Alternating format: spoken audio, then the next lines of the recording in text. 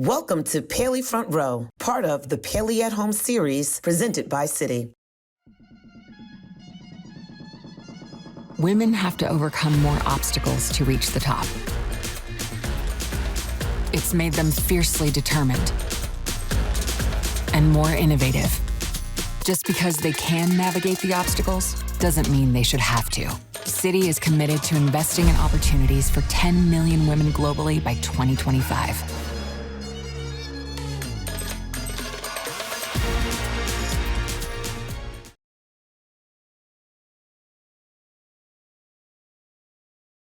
Named one of the most powerful women in entertainment, Debra Lee's career at BET spans over 3 decades. Joining the company in 1986, Lee's mission has always been to empower her audience and make BET one of the top media companies in the world.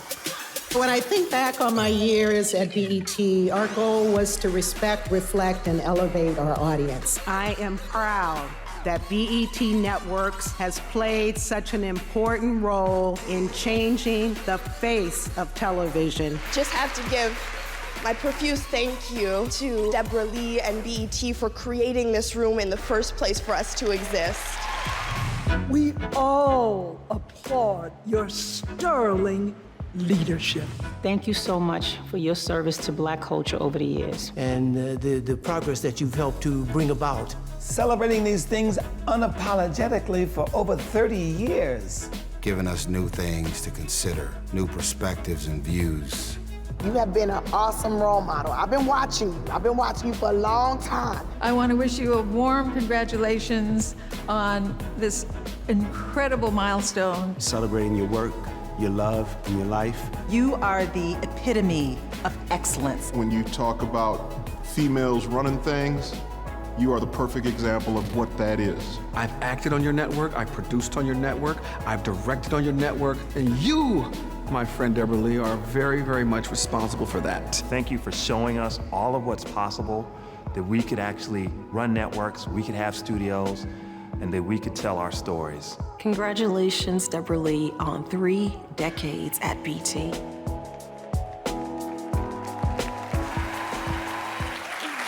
Welcome, everybody. Now, what you just saw is just a brief sample of how the entertainment industry feels about the tremendous woman that you will hear from tonight.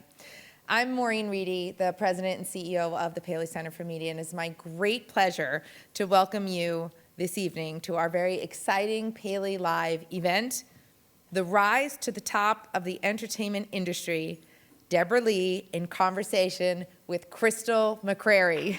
Yay! We truly have a wonderful evening in store for all of you with 2 powerhouses from the media industry who also happen to be very dear to the Paley family. Debra Lee is one of the most respected names in the entertainment industry. She has been described as a glass ceiling breaker, a visionary, and the influential force who not only brought us timeless television shows, but who was also responsible for elevating Black images and storytelling for decades. Debra was the chairman and chief executive officer of BET, easily making the Hollywood Reporter's list of the 100 most powerful women in entertainment and Billboard's Power 100. She was also the first woman to be honored by the Grammy organization with the Salute to Industry Icons Award in recognition of her major contributions to American music and culture. After leaving BET, Debra wanted to continue to be of service to others, especially to women and people of color, which led her to create the nonprofit organization Leading Women Defined, for which she is chairman. We are so honored that Debra is here tonight to share her personal story of power, perseverance, and success in her rise to the very top of the industry and about her own personal struggles during that time. I am sure that you will leave this evening inspired and empowered. In addition to what you will hear tonight, you can read more in her newly released and already critically acclaimed riveting memoir, I Am Debra Lee, which I highly recommend for everyone that is here tonight. In it, you will learn how Debra went from a girl raised in the segregated South to leading the first Black company traded on the New York Stock Exchange. Yeah. And just to make this night a little bit more memorable for you, Debra will be signing copies of her book up in the lobby after the event. And now, it is my great privilege and honor to introduce another industry icon, Crystal McCrary. Tonight is such a special night. Crystal is an award-winning film and television producer, writer, director, and author. She began her career practicing entertainment law with the top New York City law firm Paul Weiss before leaving to pursue a full-time career in writing, directing, and producing. Since that time, she has published not one, but 2 New York Times best-selling novels and a critically acclaimed book called Inspiration: Profiles of Black Women Changing the World. She has produced and directed multiple television and film projects, including the NAACP-nominated BET documentary series, Leading Women and Leading Men, and the inspiring film Little Ballers, which continues to be a must-see documentary for everyone, but especially anyone who is involved in youth sports. Crystal recently signed on to executive produce an 8-part scripted series on the life of Frederick Douglass and Anna Murray Douglass. She's also recognized for her many appearances as a cultural, legal, and political pundit on various networks, including CNN, ABC, and MSNBC. I now ask you all to please join me in welcoming Crystal McCrary. Thank you. Thank you. Thank you, Maureen. Good evening. So I am honored to be here this evening, and thank you all for coming tonight. I have long admired Debra Lee from afar and eventually from up close when I had the opportunity to create and produce a few shows under the BET umbrella. One, which was initially titled Real Life Divas, which was later rebranded to Leading Women, an influence of Debbie, no doubt, especially when our team got confirmation that the late, great Maya Angelou agreed to be profiled on our show. Somehow, Real Life Divas was not quite fitting for Dr. Angelou. Debbie was always looking to elevate the vision and brand of BET, to have true principle and be a steward of Black culture, but more on that later.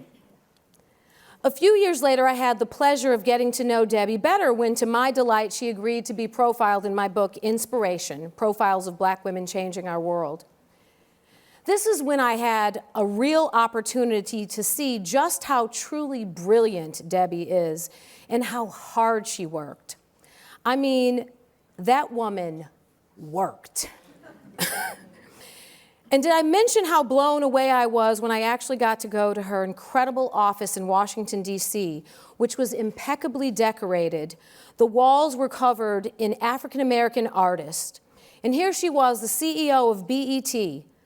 Again, I think Maureen mentioned this, but I think it should be stated again, but the first Black company publicly traded on Wall Street, for which Debbie personally did the legal work for the SEC filings and hand-delivered the documents herself. And she could not have been more gracious and humble, putting me and my team at ease as I was beyond intimidated to be in Debra Lee's presence, or that BET lady's office, as people often referred to her, that saw her on the street, that recognized her but didn't know her name.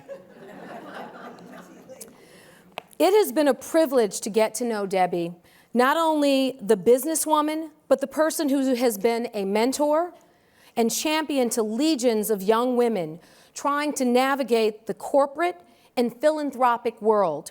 But most importantly, she's been a true sister friend. Without further ado, Please welcome trailblazer, CEO, mother, philanthropist, entrepreneur, and now author, Debra Lee.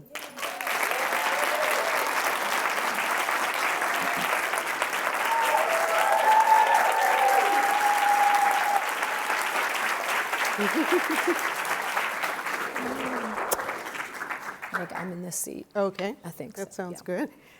I've been on this stage many times, but not like this. This is a brave new world here. Yeah, I know. Well, I'm happy to be here because of you. Thank you so much for agreeing to do this, and thank you for that kind introduction. And you know, I almost named my book, Aren't You the BET Lady? I love how you mentioned that in the book, and you say a lot of people, they see you on the street, they're like, do I know you? And they're like, oh, the BET lady. Yeah, right. And I also thought about naming it But First Coffee. But Alfred's already had that brand under wraps. But I'm delighted to be here. Thank you, Maureen.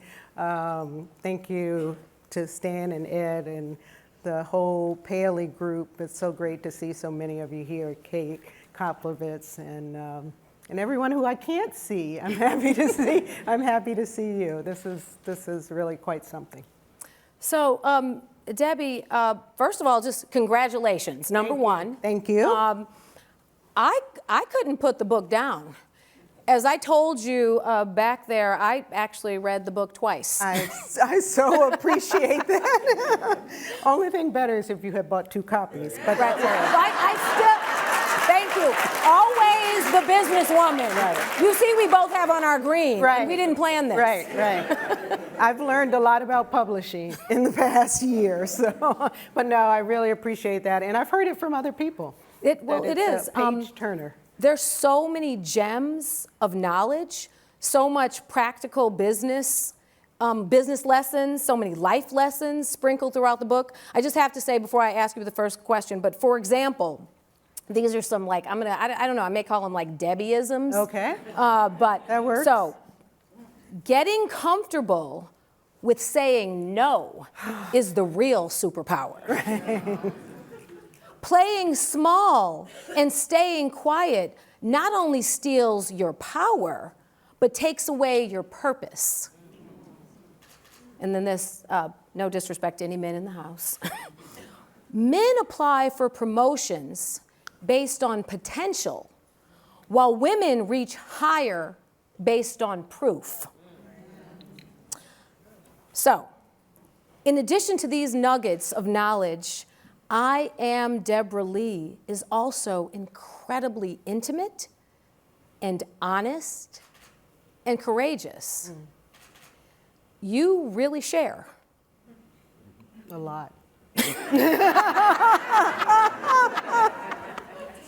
So Debbie, what led you to write this book? Thank you, Crystal. That's such a great question. What really led me to write the book is when I stepped down from BET almost 4 years ago. And, you know, when I was at BET, I was just working. I didn't have time to look around at the media industry a lot and think about it. But when I left, I had lots of time to think. And I realized there were still very few Black female CEOs. Really almost none, other than myself. And, you know, 1 or 2 others, when, you know, one steps down, that, you know, splits the number in half. So I thought about that a lot. And I thought it was a good time to tell my story.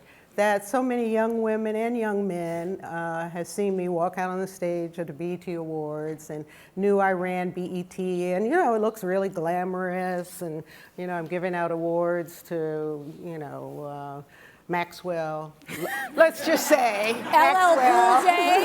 Somebody had a crush on LL Cool J? LL Cool J. I warned his wife about that story. My female executives knew I had a crush on LL, so they used to invite him to everything. You know? It's like, let's make Debbie blush night. Just walk out, LL, she'll fall apart. But I knew he was happily married. But, you know, it looks all glamorous, and, you know, I always love fashion, so I wear fancy dresses, and people say, oh, I love that dress you had on. But it was always with a purpose of reminding people that BET was run by a Black woman. And especially after Viacom acquired BET, it was really important to remind people of that. And so even though I'm an introvert, which I talk a lot about in the book, we used to call it shy when I was growing up, now it's called introvert. And I didn't really, you know, enjoy those moments, but with practice, you know, I was able to do it. And I just always thought it was part of the job. And since I left BET, I have young women coming up to me and saying, I went to Howard School of Communications because of you. Young men coming up to me saying, Miss Lee, thank you for what you did for the culture. And I appreciate that, but I felt like, you know, they didn't know what went on behind the scenes, right, and how difficult it was at times, and, you know, it's still glamorous and a lot of times fun, and I really believe in having fun in your career. You know, you shouldn't do anything you don't enjoy. But I wanted to tell my story, and really quickly, I've told this story a few times. I was at a dinner party with Vernon Jordan, and we were exchanging stories all night long, and at the end of the night, he said, Debbie, you should write a book. Oh. I was like, wow, if Vernon Jordan says I should write a book, I kind of admire him. I think I should write a book. And that's when I really started thinking about it. Right. But I just thought my story should be told. I've always reached back from being a counselor in college and law school, doing hiring at the law firm, and trying to tell people, especially women and people of color, that you can do it too. Right. You know, I did it, you can do it. And these are things you need to know, whether it's how you manage having children at a corporate environment, how you, you know, do event. I mean, just all the things I had learned. And you did a lot, Debbie. You did a lot. Let me just say, I'm sorry. The other thing is I wanted to give business advice, but I didn't want to do it in a boring way. Right. I wanted to do it with stories so that people would remember. Well, there's nothing boring about this book. To be clear, you are not going to have that issue. So let me roll it back a little bit and kind of set the stage. I really love the relationship between you and your parents and the stories you share on their unwavering support of you growing up. And I don't think a lot of, I mean, they're like some generational disconnects in terms of people who watched BET and knew you as the BET lady, but really knew actually where you came from. And you grew up in the segregated South. Your mother was the Rock. Your father, Major Lee, did not play, a military man. He did not play, and it seems for him, you were always destined for the Ivy Leagues. And if it were up to him, you were going to be a Supreme Court justice, the first Black woman Supreme Court justice. So he thought. So he thought. Until I moved in with my boyfriend in law school. Right, yes. And he took me aside. And Ernie, he said, right? Yeah, Ernie, my first husband. And he took me aside right after we made the announcement at Ernie's parents' house. He just said, Debbie, I need to talk to you. And in the other room, he said, do you know you ruined your chances to be a Supreme Court justice? How many people at Harvard do you think live together and not being married? I said, yeah, about 80% of them. And first of all, I didn't know I was on my way to be a Supreme Court justice. That was never my goal, but clearly it was one of his goals. But yeah. But he did influence you, though. A lot. A lot. I was the third or fourth of 4 children. He always wanted to be a lawyer, so he put all his dreams into me. He decided I was going to be the lawyer. His sister, who was an attorney, had gone to Mount Holyoke in the 40s. So she was like one of 3 Black students at Mount Holyoke. She went to Dunbar High School in DC, which very, accomplished high school, had a lot of Black PhDs teaching there because they didn't have anywhere else to go. And so that early generation, the people in the 40s and 50s from Dunbar High did really well and went to Ivy League schools before it was even legal under Brown versus Board of Education. So I was born in 1954, the year Brown versus Board of Education was decided. Right. So I was that first generation of students who had a choice, who could go to Ivy League schools if you wanted to. And they were really,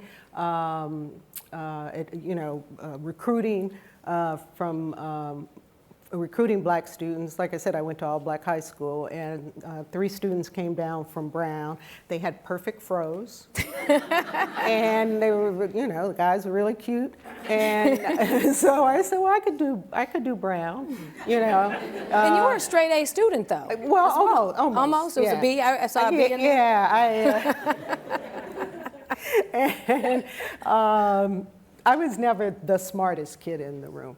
I don't know why. I worked hard, but I went out, and even at Dudley, there were 4 or 5 students who were just really brilliant, and I was maybe 6th or 7th, but I did work hard, and I had the pleasure of having a father who had been around the world in the Army and knew about Ivy League schools. Sure. And that wasn't even a thought for most students at my high school. So, I just want people to know, again, if I could do it, they could do it. And I wanted to tell my whole story, not just the corporate side, not just the family side, but not only was my generation the first one of students who had the choice to go to Ivy League schools if you wanted to, as women, we also had a choice to do both.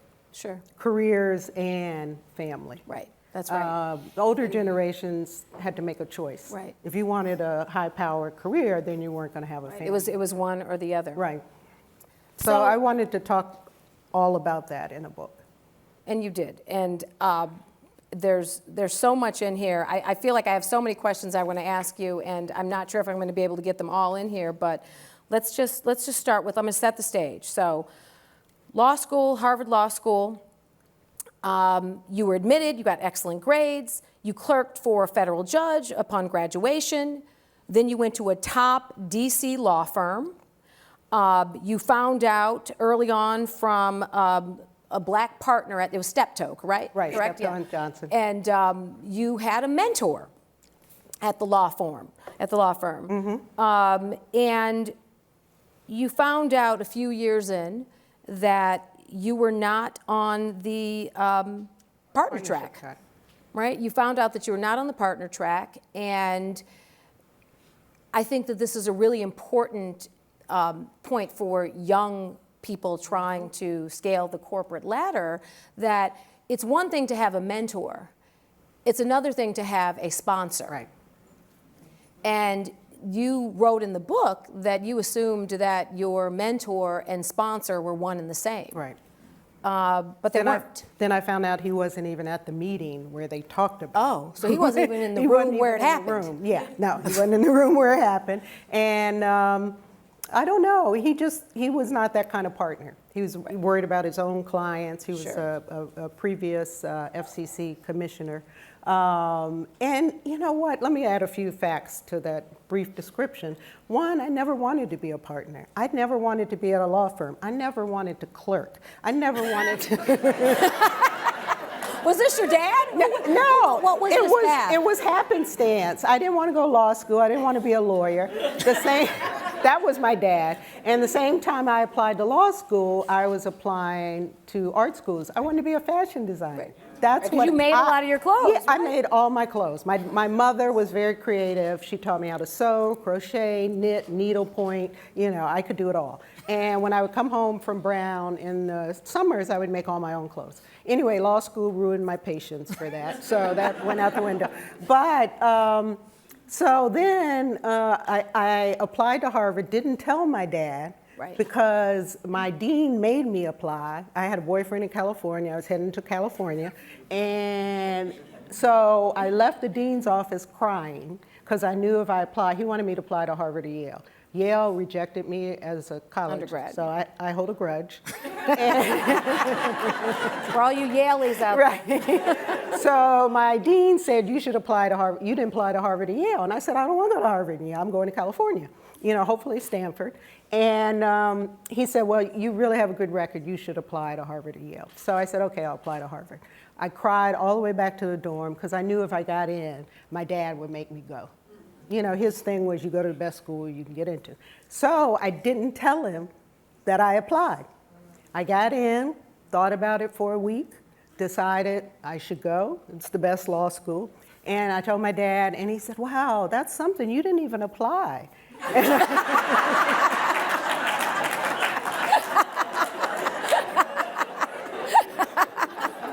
And I said, well, I did, but I didn't want to tell you. But now I've decided to go. So he was very happy. And then the clerkship came about. I was going to SEC. I went to Kennedy School because I hated law school so much. That's right. She has a third degree, right. A third advanced. So I said, if I go to Kennedy School, I can go into government, and it won't look so bad.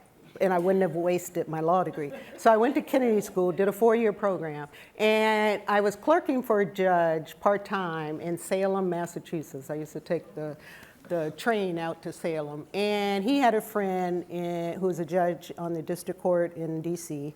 His friend knew another judge who needed a third clerk. And at the last minute, they said, please apply. And I hadn't applied for clerkships. I didn't want to go into litigation. There's nothing about litigation I liked. But I applied, I got in, so I went. Then I was going to go into government.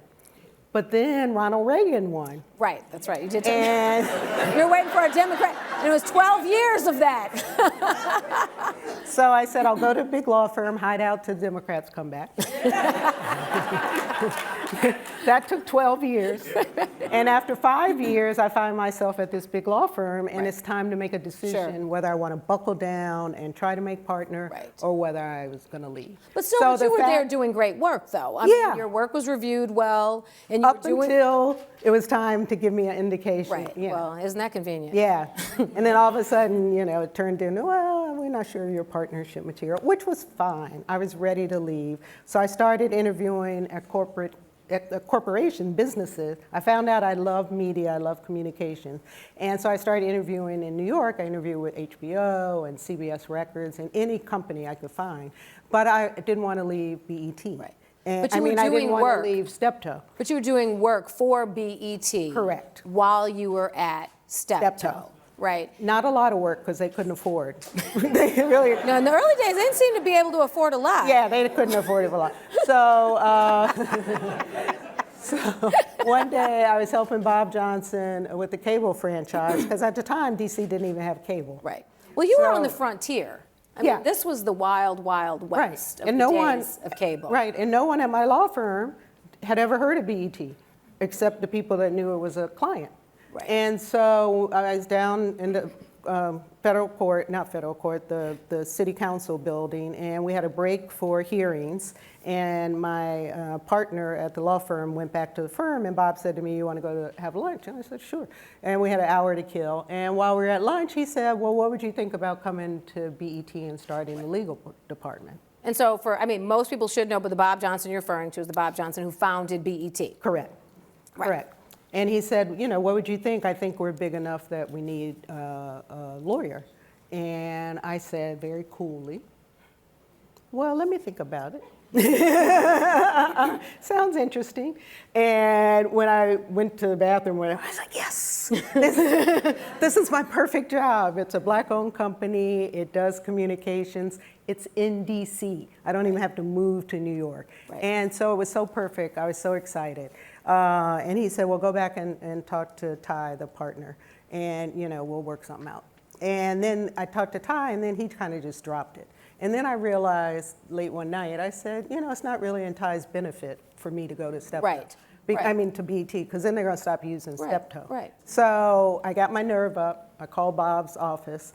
His assistant said, well, what do you want to meet with him about? I said, well, it's personal. I didn't tell her I wanted a job. And this was 6 months later. And so she set up the meeting, and I said, Bob, I was thinking about that position you offered me 6 months ago. Are you still thinking about it? He said, oh yeah, no, this is a perfect time. You know, we got an office downstairs, has a lot of bookshelves. It'd be perfect for you. But you're right, empty bookshelves. You had to go to law libraries once you got there. Mm-hmm. So that was the beginning of your tenure at BET. Right. As general counsel. Right. That was 1986. BET was founded in 1980. Right. So you were there at the very, very beginning. Yeah. And you came in there, and you write in the book how you came in and not too long after being there. Well, a few things. You said that Bob really explained to you in a way that had not been explained to you before how the business actually worked. He explained to you how BET came about. He explained to you how they worked, and the satellite in the sky. Right. Shooting down programming. One of the first things I did before I even went to BET, I wrote an amicus brief in the Ted Turner case. Ted Turner had sued somebody. He didn't like the must-carry rules, so he was suing the FCC. And because the feeling was there were only like 25 channels, and if you had to carry local channels from Baltimore or DC or whatever, you wouldn't have enough channels to give it to the cable programmers. Right. And so Bob wanted to do an amicus brief, and that's when he had to explain to me how the business worked, and, right. you know, why this was important to BET's survival. And you always, I mean, a thread that is in the book is you always had an entrepreneurial side and a creative part of who you are as a person. So you come into BET as general counsel, making $50,000 a year. Memory, yeah. I remember that because I remember you said you came in making $50,000 a year, and you were an executive there, but everybody made the same. Right. And I had taken an $18,000 pay cut from Steptoe. Right. And I had several meetings with Bob. I'm like, I can't afford this. I can't come. You got to pay me more. And he's like, I can't do it. This is what all my vice presidents make. And then at the final negotiation, he said, well, Debbie, we have Casual Friday. You can save some money. So you'll save money because you won't have to buy clothes for Friday. That was the pitch? That was the pitch. But I heard everybody there was sharp as a tack. Right, except on Friday. When they dressed down? Well, not really. They wore fancy jeans. Right. And I didn't have a casual Friday wardrobe. So it wasn't true it saved me money. I had to go out, you know, at law firm. They never had casual Fridays. So anyway, but I wanted the job so bad I finally accepted. And he promised me years later I would make up for it. And he was right about that. Right. But the other part of it, he gave me a $100,000 budget. $50,000 was my salary. And the rest went to outside counsel, travel, books, interns, anything else I needed. And your casual Friday gear. Yeah, and so, of course, didn't have any of that. I didn't travel. I had no books. I had to go to the federal law library. But anyway. So it wasn't long that you were there and your responsibilities began to increase. Right. That it sounded like this was something that you wanted. You wanted to have more responsibilities. You wanted a place where you had somebody who was not only your mentor, but your sponsor. And you describe Bob as being a mentor and a sponsor and a real champion of you in believing in you, in your career. So. And he allowed me to do more business things. Right. So he almost immediately, he put me in charge of building a studio over in Northeast Washington. And so I got to deal with architects and construction guys, and I really enjoyed that. And so little by little, he got me more involved in the business side. I ran our magazine publishing division for years, and I started doing And then business. three magazines. Three Okay, magazines. three I magazines. started one called YSB, which I love. Who remembers YSB? Yes. And that was my brainchild, and I hired the staff, and while still being general counsel. And then we bought Emerge, and we created BET Weekend, which was a Sunday supplement like Parade. So at one point we had 3 magazines, and I love that. And then I started doing business development and strategy. And at one point I had so many titles I couldn't even count them. And it started worrying me because as general counsel, you really should keep up with what's happening in the law. You know, you don't have to know all parts of the law, but you have to know enough to know what you have to send outside. When I finally got, outside counsel, so I started making my pitch for not being general counsel forever And expanding. Yeah. So Debbie, I want to ask you something that had to be difficult to divulge. And you share in the book as well, again, that Bob was a champion for your career and played a pivotal role in launching your career at BET. And you also shared that you had a romantic relationship with him for many years that turned abusive.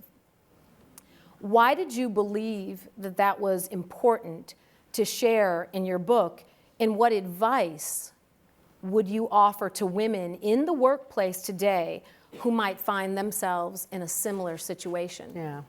I wanted to talk about it because at a certain point, we both got divorced. Then we had a relationship out in the open and had disclosed it to Viacom so they would know, and they changed my reporting requirement. So everyone kind of knew. But I had never talked about it before, and not many people asked me about it, which was surprising. But then when Time's Up and Me Too came out, and I had left BET, and Bob had left BET. Bob left, and I was CEO for 13 years after he left. And that was very important to me because I wanted to show that I could do it without being his second. Right. And by then, we had sort of broken up. But it did become abusive, and he controlled, where I traveled to, where I went, what hotel I stayed in. So it was hard to get away from it. And then he made it clear that if we did break up, I would have to leave. Like tomorrow. Not a graceful exit, not a I'll give you a recommendation, not a I will leave. And we all knew he was going to leave at the end of the first 5 years after Viacom acquired us. So it's just really a question of could I make it till he left, or would I have to make a decision to leave and risk my whole career? And so that was a difficult decision. And there were dark times. And one of my girlfriends said, you should really go talk to someone. So I started seeing a therapist and worked through those issues and decided that I wanted to be CEO of BET. Yeah, right. Really bad. That's what I had worked for.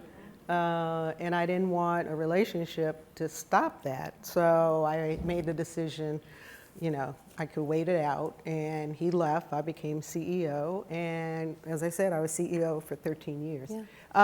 But very successful years, by the way. 13 very successful years. I neglected to mention, just which I think is an important point, and when all of you buy the book and read the book, you'll see this, but I think this is a very important point, that you were general counsel, you became COO. Right. For 10 years. I mean, you became COO before, the relationship began outside of the work environment, but you really were a critical part in the vision and the building of BET. It's on-air success, but also it's financial success prior to your CEO role. Right. And when I was named COO, a role that didn't exist, many of the guys were like, well, I wanted that job. I was like, well, But didn't Minnie ask for it? Did you Minnie find had out that asked Minnie had asked for it? And I didn't even know it existed. So when Bob offered it to me, I was really surprised. It really solved a lot of problems because I could hire my own general counsel. Yay.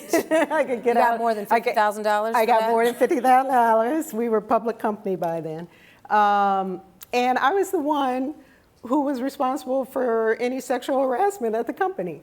Wow. And every year Bob would say, all right, well, if your manager is, harassing you, go to Debbie. And if Debbie's the one harassing you, come to me. And he would make a joke out of it. And, people would say, okay. But it was really, in the early days, of sexual harassment. And it wasn't really clear what that meant all the time. Eventually I realized it really means if your job is tied to having the continuation of a relationship, that's sexual harassment. Say that again. If your job is tied, like when I said I wanted to leave and he said, no, you can't leave, or if you leave, let's get everyone on the phone right now and tell them you're leaving tomorrow. That's sexual harassment. And, there were other parts of it. It was just a difficult time. And for a little bit of that time, we were a standalone company. So I really had no one to go to. Then after we told, Viacom about the relationship, and they said, well, it's okay as long as you get other people involved in, her promotion or giving her more money. It was hard to go back to them and say, okay, now it's abusive, so do something. I just felt like that wasn't an option either. But I wanted, back to your question, I want young women to know if you're involved with anybody, and especially your boss, who has power over you, it's not an equal relationship. It's just not. And a lot of times it's going to turn out badly. And so stop and think about it. I don't know, looking back on it, would I have done something differently? Maybe not. I think I made the best decision I could at the time. But, I knew the law. I knew better, and it still happened. And, workplace relationships are tough. And so. And they happen. And they happen. But, what do you do? If your, boss comes on to you, is that the day you should leave? I don't know. Do you hope it goes away? I wanted to talk about it because it's not the kind of relationships that were being talked about in the Me Too. Those were, assaults and, people being coerced into hotel rooms when they didn't want to go. We used to have all our meetings in hotel rooms. I mean, that's the way the entertainment, we used to have board meetings in hotel rooms, you talk about issues. So if your boss says, come to my hotel room, you can't say, no, I'm a woman, I'm not going. Does that limit your opportunities? Or is that at the point where you should say, okay, I'm not doing it. And I try to talk about it in detail. Yeah, and again, the signs along the way. And it's a small part of the book, but it's an important part. And my daughter has been so supportive. She's 29. And when I asked her to read the chapter where I talk about this, and when I had to tell her about it, one of the hardest things in life is to tell your children, you're not perfect. It's really hard. And my kids were adults at the time. They knew we had some sort of relationship, but they didn't know it started as an affair.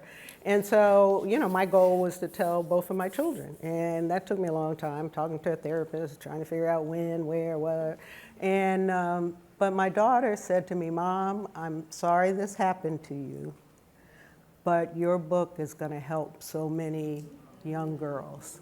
And I'm so proud of you.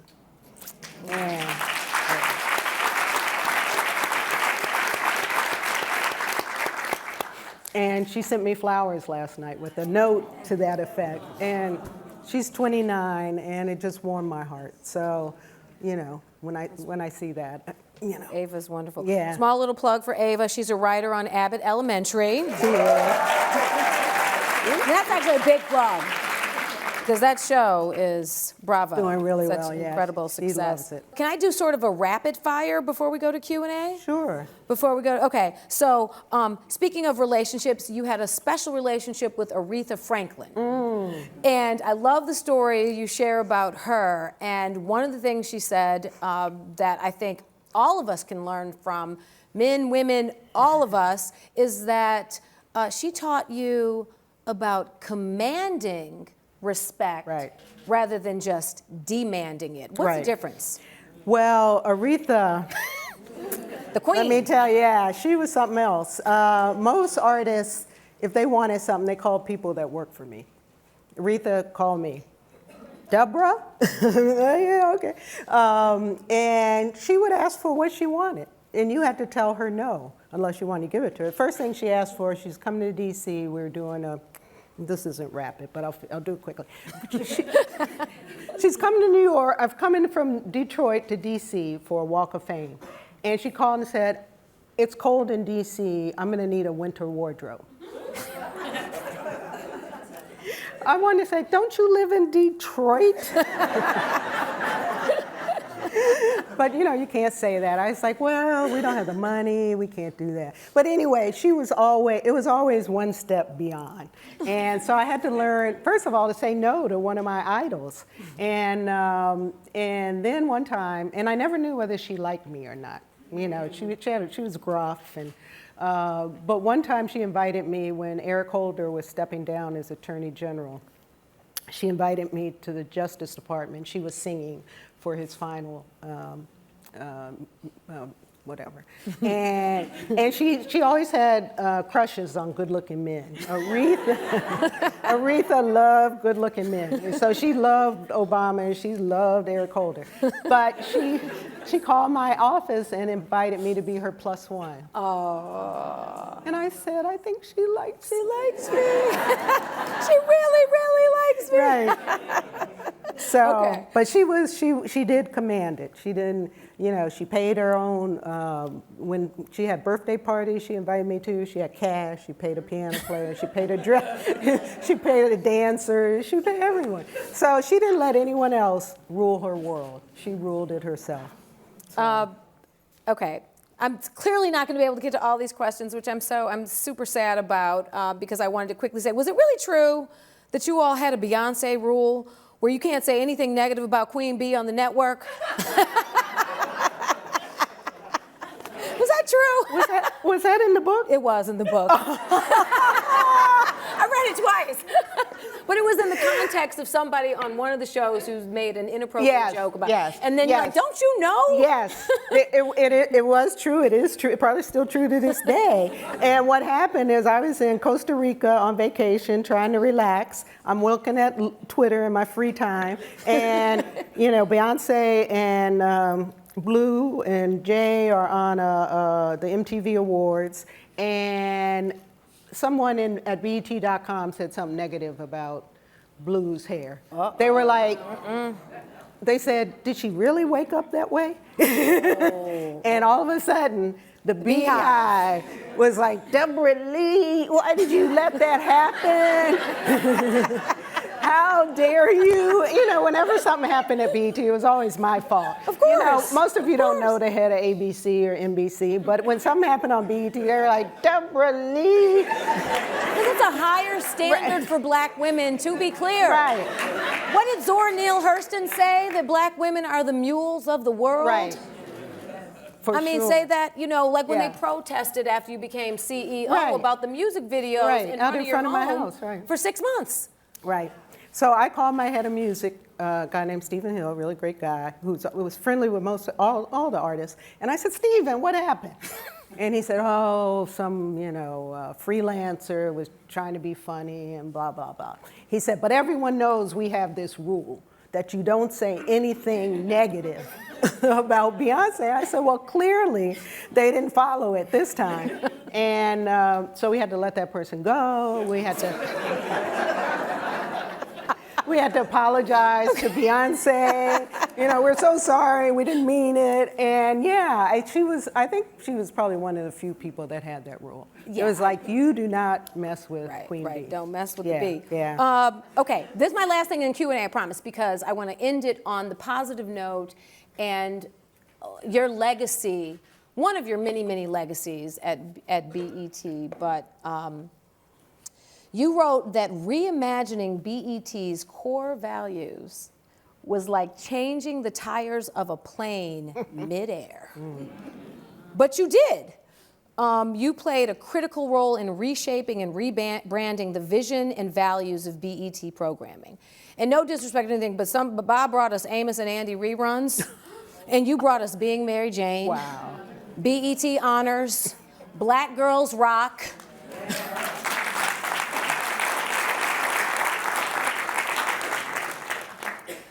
You wrote that the network would have to evolve beyond using blackness as a brand strategy alone, and that crafting that vision would be one of your most difficult tasks at BET. And you spearheaded, with a brand specialist, the shift of BET to respect, reflect, and elevate. Right.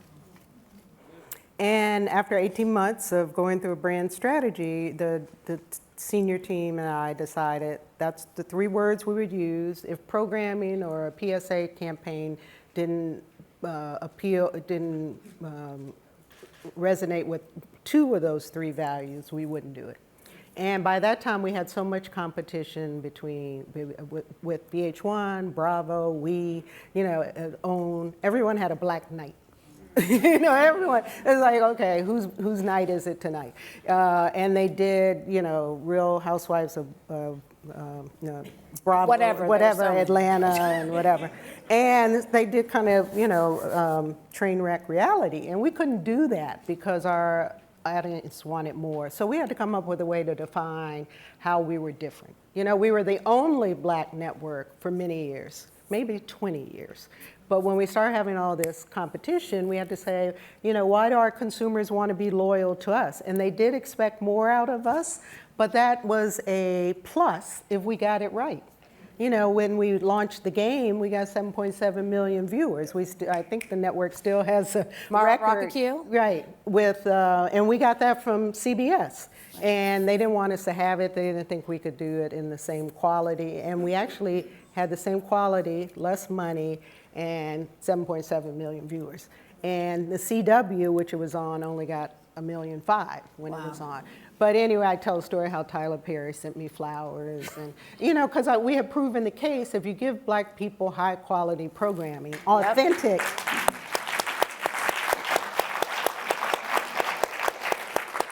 that they would show up. They would show up. And to the Amos and Andy point, Bob liked being contrary. So that was one of his favorite things. And he knew CBS had all the episodes in a vault because NAACP had protested against that show. And CBS said, we're going to put it in a vault and no one will ever see these again. Then they started selling them on DVDs. And Bob just wanted to test it out to see if our audience would be interested. So we did a night or 2 of shows with an 800 number and talking heads after the show. And the audience said, we do not want Amos and Andy. No matter how you package it, we keep it in that vault. we don't want it, yeah. So, and there are some other challenges, I don't want to tell all the challenges, but that I went through. And one I do want to talk about is I had an abortion between college and law school. And, it could have, if Roe v. Wade hadn't been decided 3 years before, I wouldn't have been able to make the choice I wanted to make. And I decided not to have the baby. I wasn't in a relationship. This just happened. And, I went to law school a month later. Right. And never looked back. And now when I look at what's happening with young girls who don't have that choice, right, and have to make more difficult decisions, I thought it was time to talk about that because not enough women talk about it and talk about how it really impacts your life.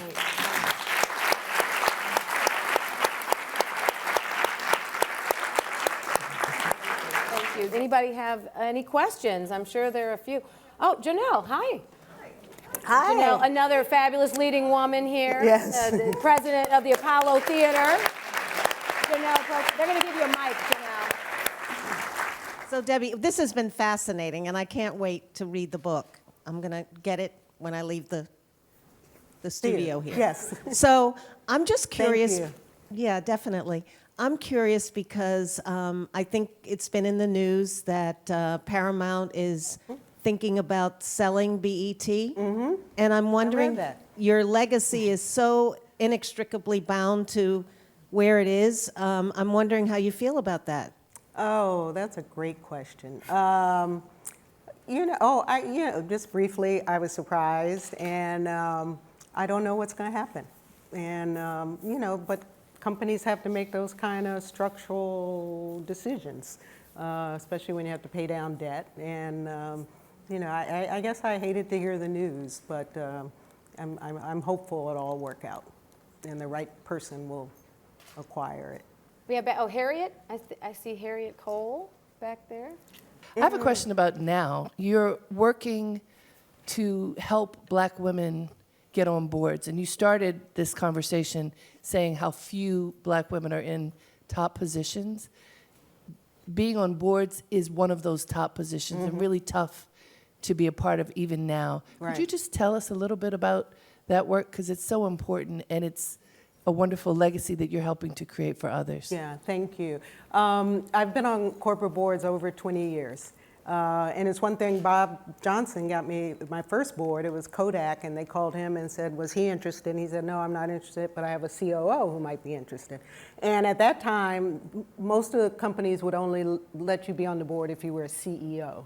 But because I was COO, close enough to CEO, and a Black woman, Kodak invited me on the board. And then after that, I was invited on other boards, Marriott, Washington Gas, that was my local board. But anyway, so I've done it for over 20 years. I love it. I love learning different industries and advising CEOs. It helped me in my maturing as a CEO. I could see how other, unfortunately, men, because I've never been on a board with a woman, but I saw how men handle different issues. The reason I started the company, I've always talked about boards, and I always encourage my executives to be on boards because it is such a great training. And but the thing that dawned on me after George Floyd's murder is that policeman sat on his neck for 9 minutes and treated him like he wasn't human. And I thought to myself, the only way you can combat this is by growing Black wealth.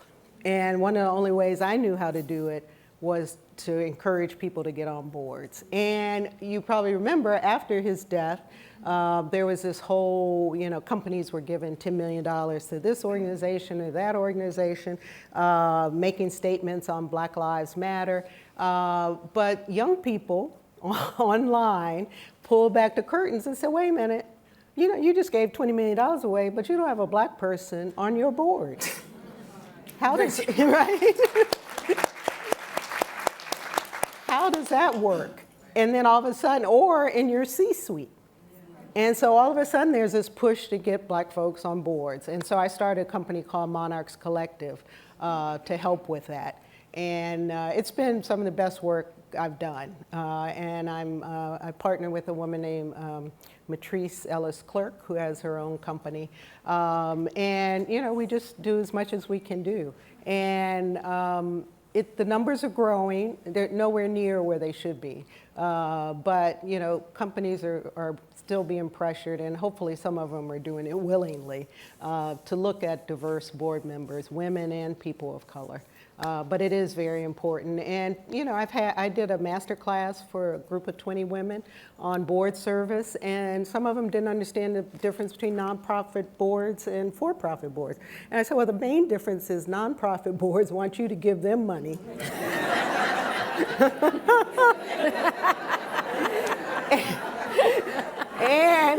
if you're going on one of those, you should be very intentional about asking them how much they expect from you each year, because they have a number in mind. And you better find out what that is before you decide to go on it. For-profit boards pay you money every year, every quarter, and they give you stock. And they give you a car if it's a car company, or hotel rooms if so there's a big difference. And so a lot of training is being done, and I'm happy about that. But it's just something I really believe in, and we have to keep pushing. So thank you for that question. Oh, Frank? Excuse me. Oh, hi, Frank. I have a comment. Speaking of boards, you are a mainstay of the Paley Center. Thank you. And we're very grateful.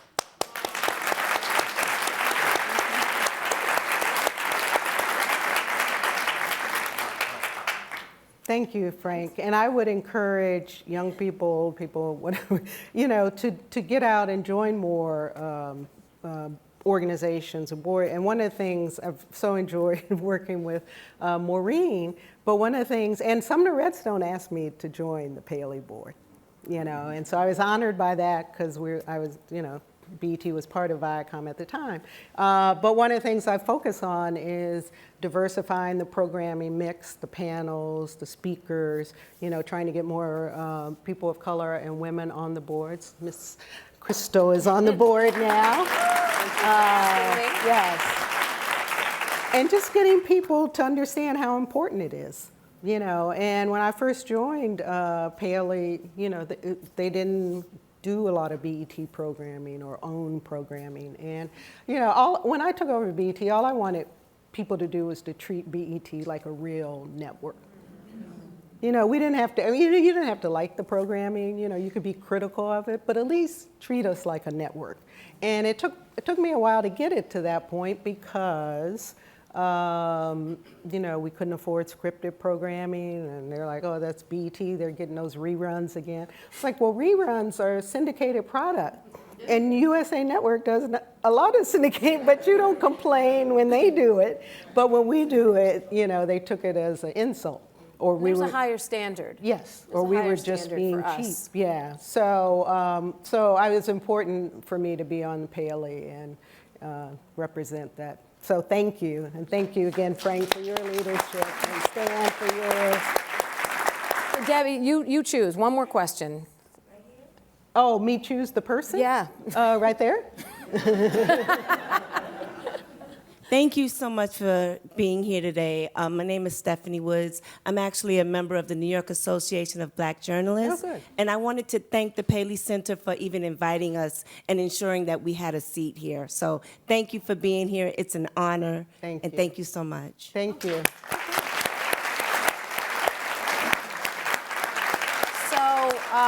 Does that count as one question? Yeah, does that count? Yeah. Debbie, actually, yes. Ever Okay. the lawyer. One more. My first question is, what advice would you give your younger self, and do you have any regrets? What advice would I give my younger self? I think I would tell my younger self to try to find my calling a little bit earlier. Everyone told me you could go to law school and do anything. Well, that's true, but then you're offered clerkships and you go to law firms and you're like, well, when am I ever going to get off of this fast track to somewhere I don't even want to be? So, that was something I wish I had done sooner. Just said, this is what I want to do. Maybe I didn't know early enough, but I wish I did know. Or I wish I, could draw and I could have been a fashion designer. What was the second question? Oh, do I have any regrets? I try not to have regrets. I mean, I used to have a lot of them, but I try through my faith and through, meditation and through things I don't do enough of to really make the best decisions I can as I'm going along and not have regrets. It makes you sleep better at night. I've had, I just have to say this, I've had an amazing life. I've been so fortunate.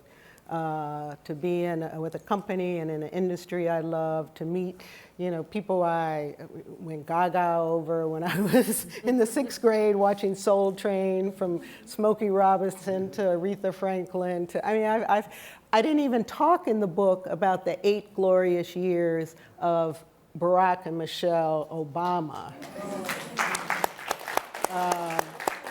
that I was able to live through in DC, and helping to get him elected, and going to, seeing Prince at the White House and Beyonce at the White House. And just having the last concert for the Obamas at the White House. Truly, not to sound cliche, but they all sound like they've been opportunities for you to learn and for you to grow. Yeah, and that's what's important. You learn from them, and you put one foot in front of the other. I talk in the epilogue about the death of my son from depression. That's one of the hardest things I've been through in life. He was just such an outgoing, wonderful young man. He was my guy. He was 31, and he was depressed during COVID. And couldn't deal with Black Lives Matter. He had so many white friends, couldn't deal with George Floyd's death. Just so many things. And so, I wish that hadn't happened during COVID, because it was harder to get him help. He couldn't do in-person therapy. I couldn't hug him. So there's some parts of that are still really difficult. But, you have to assume that's part of God's plan in life. And, I had to put one foot in front of the other, and continue on and make sure his legacy is carried on. I started an internship program in his name at the Grammy Museum. I just met the 5 Quinn Coleman scholars during Grammy week. I had lunch with them, and that was really heartwarming. So, you just kind of do the best you can and make the best decisions you can when you're doing. And I know all of us, when we have children, your heart's always on the outside of your body, because you want them to be safe, you want them to have a wonderful life, and you can't always make it that way. So, well, thank you, Thank Debbie. you. Thank you for sharing.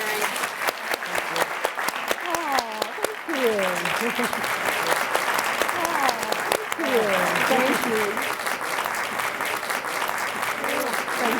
Thank you.